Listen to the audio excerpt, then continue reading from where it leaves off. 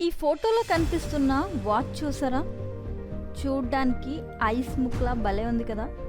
మనం కూడా ఒకటి కొనేసుకుందామా అని అనుకుంటే మాత్రం కాస్త ఆగండి. ఎందుకంటే దాని ధర ఎంతో తెలిస్తే మీ గుండెల్లో నిజంగానే ఐస్ ముక్క పడుద్ది.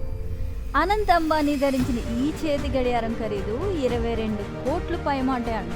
రిచర్డ్ మిలే కంపెనీకి చెందిన అత్యంత అరుదైన ఈ చేతి గడియారం వాచ్ ప్రపంచంలో 3 అంటే 3 ఉన్నాయంట.